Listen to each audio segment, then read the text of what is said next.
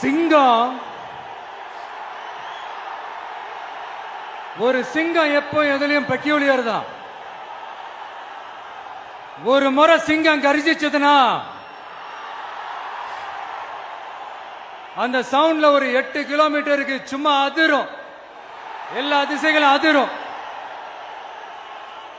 அப்படிப்பட்ட அந்த சிங்கம் வேட்டைக்கு மட்டும்தான் வெளியில வரும், வேடிக்கை பார்க்கறதுக்கெல்லாம் வெளியில வராது. வேட்டையில கூட உயிரோடு இருக்கிற மிருகங்களை தான் வேட்டையாடும். அதுலயும் பெரும்பாலும் தன்னை விட பெரிய சைஸ் உள்ள மிருகங்களை தான் குறி வச்சு தாக்கும், ஜெயிக்கும். எவ்வளவு பசியில் இருந்தாலும் உயிர் இல்லாததை, கெட்டு போனதை தொட்டு கூட பார்க்காது.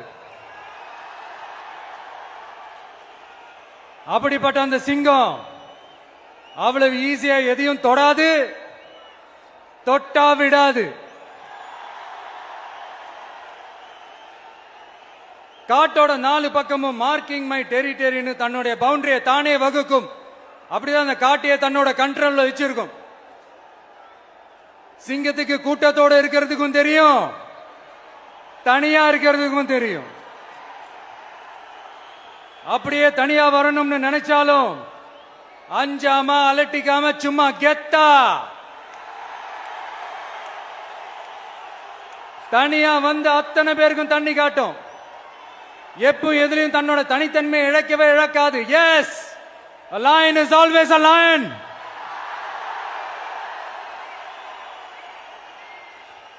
There are so many jackals and other animals in the forest, but there will be only one lion. And even if it is single, it will be the king of jungle. It is not only a description but also a clear declaration. சிங்கத்தை பத்தி பேசிட்டு நம்ம சிங்க குட்டிகளையும் சிங்க பெண்களையும் பத்தி நம்ம பேசாம இருக்க முடியுமா? அவங்களை எப்படி நான் மறப்பேன்? அவங்க தான் என்னுடைய உயிராச்சே, என் நெஞ்சில் குடியிருக்கும்.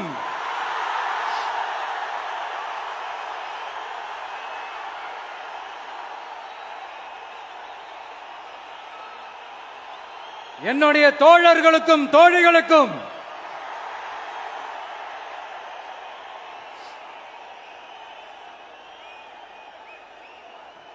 நேர்ல வர முடியாத சூழல்ல வீட்டுல இருந்துகிட்டே நம்மளோட இந்த மாநாட்டுல நேரலை வாயிலாக கலந்துகிட்டு இருக்கிற என்னுடைய அம்மாக்கள், அக்கா தங்கைகள், அண்ணன் தம்பிகள், நண்பர்கள் அனைவருக்கும் என்னோட உயிர் வணக்கம்.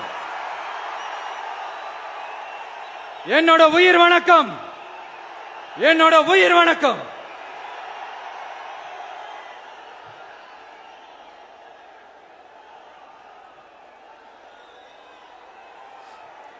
வீரம் விளையும் மாமதுரை மண்ணை வணங்குகிறேன். இந்த மதுரைனாலே உடனே ஞாபகத்துக்கு வரது சீறி பாஞ்சி துள்ளி குதிக்கிற யாருக்கும் அடங்காத காளைகள் விளையாடுற அலங்காநல்லூர் ஜல்லிக்கட்டு தான். நம்ம வைகை ஆறுதான் அழகர் ஆத்துல இறங்குற வைபவம். மதுரை மீனாட்சி அம்மன் இந்த மண்ணோட உண்மையான குணம், உணர்வு பூர்வமான மண் இது. அது மட்டும் இல்ல, இந்த மண்ணில் வாழ்ற மக்களும் அப்படித்தான் உணர்வு பூர்வமான ஆளுங்க. நான் இந்த மண்ணில் கால் எடுத்து வச்ச உடனே ஒரே ஒருத்தரை பத்தி தான் மனசுக்குள்ள ஓடிக்கிட்டே இருந்தது. அவர் யாருன்னு உங்களுக்கும் தெரிஞ்சிருக்கும். சினிமானாலும் சரி, அரசியல்னாலும் சரி, நமக்கு ரொம்ப ரொம்ப பிடிச்சது புரட்சி தலைவர் எம்ஜிஆர் அவர்கள் தான். அவரோட பழகிறதுக்கு எனக்கு வாய்ப்பு கிடைக்கல.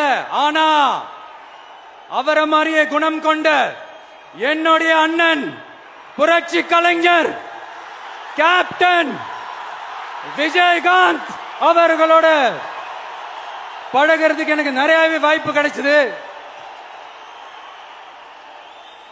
அவரும் இந்த மதுரை மண்ணை சேர்ந்தவர் தானே, அவரை மறக்க முடியுமா?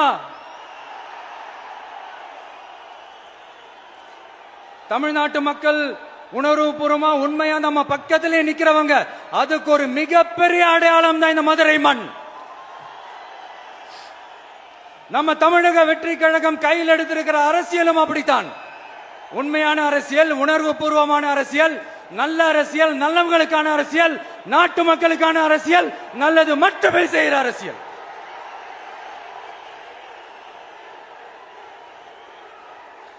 இதோ நம்மளுடைய இந்த இரண்டாவது மாநில மாநாடு வாகை சூடும் வரலாறு திரும்புகிறது.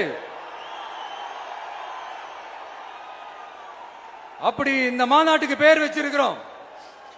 1967லயும் 1977லயும் நம்ம தமிழக அரசியல் ஒரு மிகப்பெரிய ஆட்சி அதிகார மாற்றங்கள் ஒண்ணு நடந்துச்சு இல்லையா? அதே மாதிரிதான் அடுத்த வருஷம் 2026ல அப்படி ஒரு வரலாறு திரும்ப போகுதுன்னு உறுதியா சொல்றதுக்கான மாநாடு தான் நம்மளோட இந்த இரண்டாவது மாநில மாநாடு. விக்கிரவாண்டி விசாலையில நம்மளுடைய ஃபர்ஸ்ட் மாநாடு நடத்தணும், வெற்றி கொள்கை திருவிழா.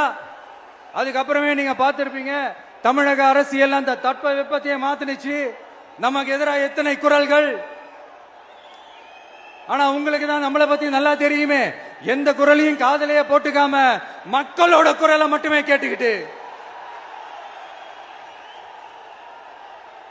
நமக்கு எதிராக வர அத்தனை கூக்குரல்களையும் சின்னதா ஒரு சிரிப்போடவே கடந்து வந்திருக்கிறோம்.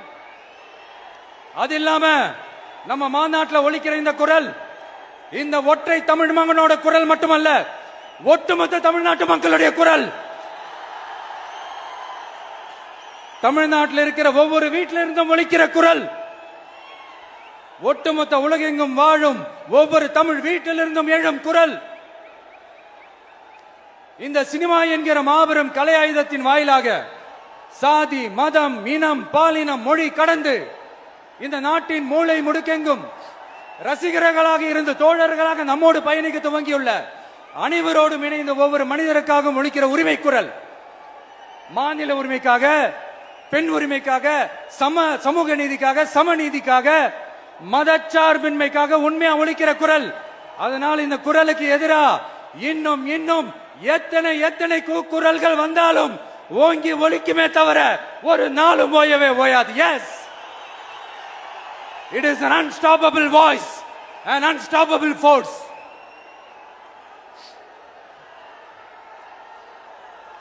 நம்ம அரசியலுக்கு வர்றதுக்கு முன்னாடி அட இவரெல்லாம் வர மாட்டாரியா, அவரே வரல, இவரே வரல, இவருங்க வர போறாரு அப்படின்ட்டு நிறைய பேர் ஜோசியம் சொன்னாங்க.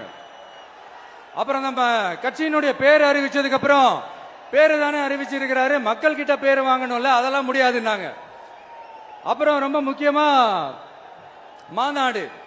மாநாடுலாம் எவ்வளவு பெரிய விஷயம், அதெல்லாம் இவர் ஒத்தால எப்படி பண்ண முடியும், சும்மா பக்கத்துல புசியானதை வச்சுக்கிட்டு மாநாடுல எப்படி நடத்தி காட்ட முடியும், அதெல்லாம் அவங்களால முடியாது. அப்புறம் மழை பெஞ்சு எல்லாத்தையும் கெடுத்துரும். ஏன் என் கூட இருக்கிறவங்களே கூட தான் சொன்னாங்க. அதுக்கப்புறம் என்ன நடந்துச்சுன்னு உங்க எல்லாருக்குமே தெரியும். இப்ப புதுசா ஒண்ணு சொல்ல ஆரம்பிச்சிருக்கிறாங்க.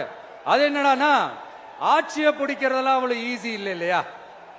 இப்ப அதெல்லாம் விட்டாங்க, இப்ப இங்க வந்துட்டாங்க. இவர் நேரா ஷூட்டிங்ல இருந்து வருவாராம், வந்து ஆட்சியை பிடிப்பாராம். அது எப்படி இவராலே முடியும், அவராலேயே முடியல, இவராலேயே முடியல, அவருக்கு அத்தனை வருஷம் ஆச்சு, இவராலே எப்படி முடியும் ஒரு பக்கம்.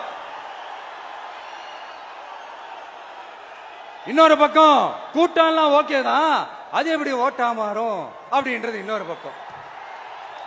இப்படி கதை, திரைக்கதை, வசனம், இயக்கம், பாடல்கள்,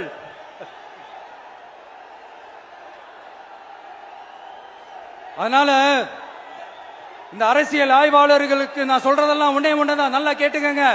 இந்த விஜய் ஏதோ இந்த பல லட்சம் பேர் கூடுற கூட்டத்தில் மட்டுமே இருக்கிறாரு அப்படின்னு மட்டும் தப்பு கணக்கு போட்டாதீங்க. ஏன்னா நம்மளுடைய இந்த கூட்டம் வெறும் ஓட்டா மட்டும் இல்லைங்க, வரப்போற தேர்தலில் மக்கள் விரோத ஆட்சியாளர்களுக்கு நாம வைக்க போற வேட்டா, நம்மளை கோட்டைக்கு அனுப்ப போற ரூட்டா இருக்க போதுன்னு சீக்கிரமாவே தெரிஞ்சுப்பீங்க.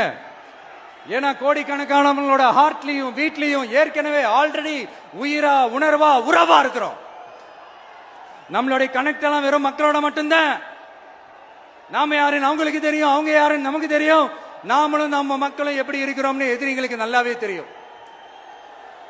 இருந்தாலும் இந்த விஜய் எதுக்குப்பா வந்திருக்கிறாரு, இவர் என்ன புதுசா என்ன திட்டம்லாம் சொல்லிட்டாரு அப்படின்னு வேற நிறைய கேள்விகள். இந்த சொல்றேன் தெரிஞ்சுக்கங்க.